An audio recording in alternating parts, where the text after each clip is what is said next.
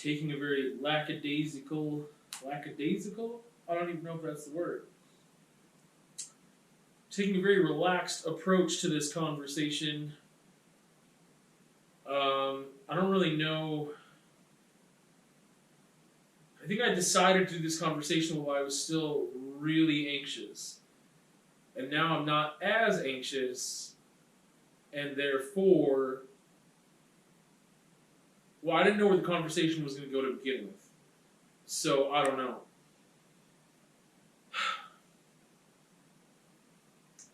I feel like I'm in a hole that I can't get out of. I feel like I've discussed this before, that I have been open to exploring medication for anxiety, but I've also been on a wait list for months and months to see therapists, counselors, what have you, which is a whole other structural issue within our healthcare system and our provincial government and all that stuff, with like services that are there, but in order to access them, especially if we're talking about mental health services, and not just that by any means, but like that I've got to wait months if I'm in a mental health crisis, unless it's like enough for me to go to the emergency room because I'm about to like end myself. Then if it's not that, then it's like, okay, well, I guess you're on the wait list for months. You know, if you have money, you got money, right? You can find someone that day.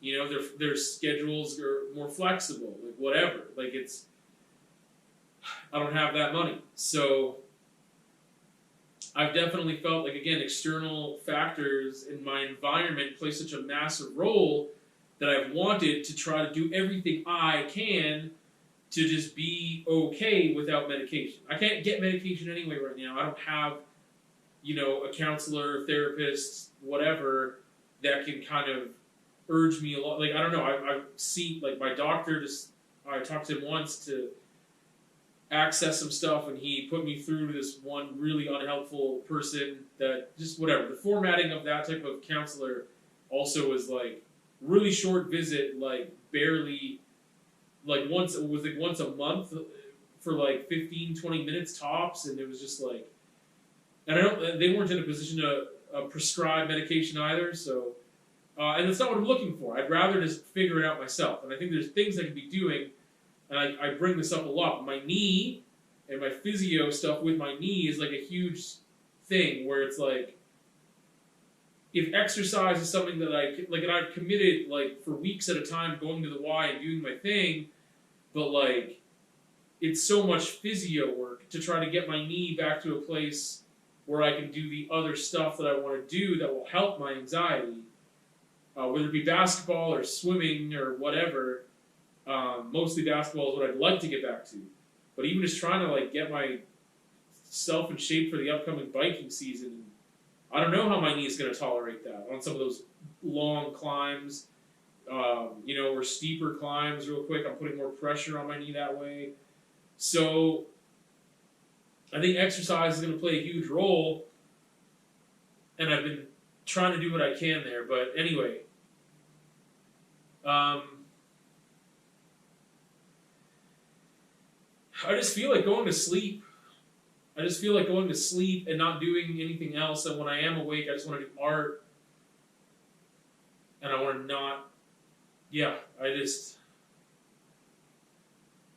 in a really bad spot. And I can tell for many reasons. But like, I could say, I don't really cry much. It's just not a thing that I do or have ever really done a lot. And I know if even I get like the feeling, like the physical sensation that I might cry, that right there is an indicator to me that things are bad. Let alone if I feel that way. Even if I don't shed a single tear, I know that it's getting bad if I can feel it, if I get close to it. And I've definitely felt close to it. And part of it is anxiety, just the overwhelming, like I was just thinking right now about physio, and the physio that I went to my appointment last week, and the extra stuff that got added on that I haven't done yet, like that alone is making me anxious right now. Like right now it's making me anxious. But to the point that I'm so overwhelmed that I like had that physical sensation like behind my eyes for a second.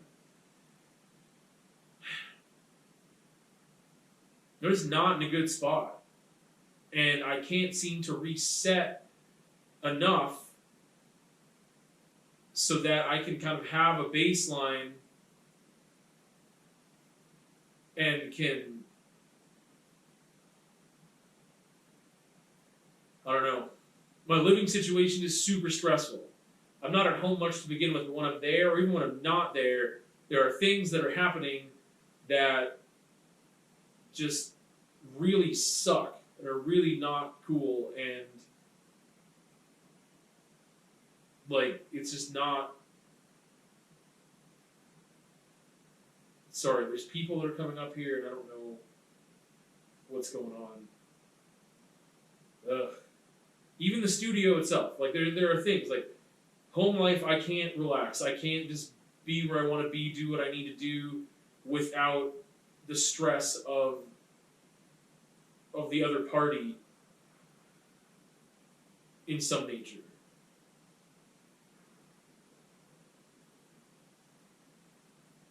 I'm gonna try to push through this. Sorry, there's like even here, there's no communication. There's so many things that get interrupted that like, and you probably can't hear what's happening out there, but like there's so much interruption because there's no communication. There's so much there. There's obviously like kid-related stuff that happens, and there's just like again all these other things that like, I don't know how to talk about, but like it sets me back so much, and I feel like I can't climb out of this hole because I can have like one good day or like 2 good days, and then something else will happen.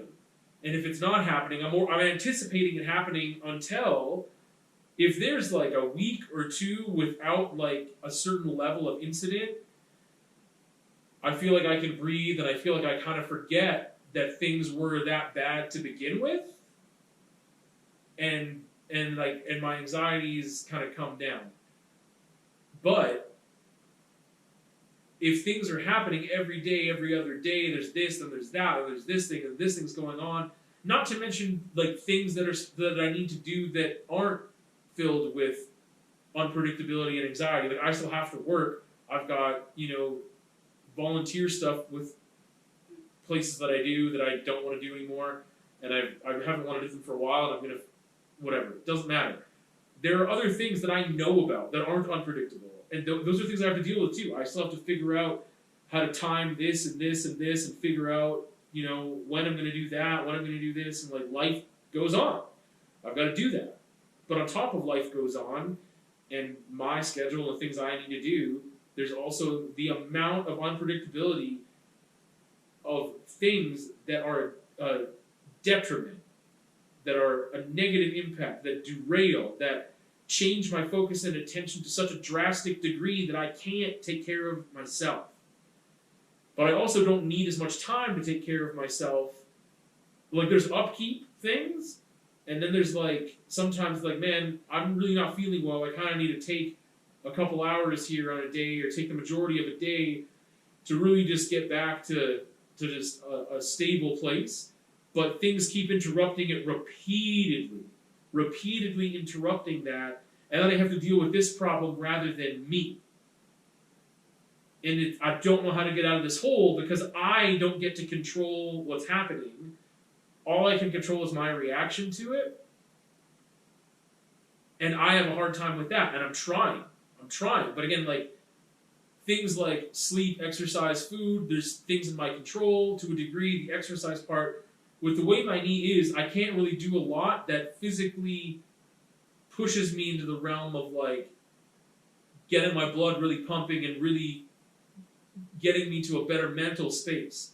It's just physio stuff is like stretching, and it's boring and it's slow, and it doesn't really get my blood moving, It doesn't get me moving, so it doesn't like do much in the way of like helping my baseline come down a bit for anxiety at the beginning of the day.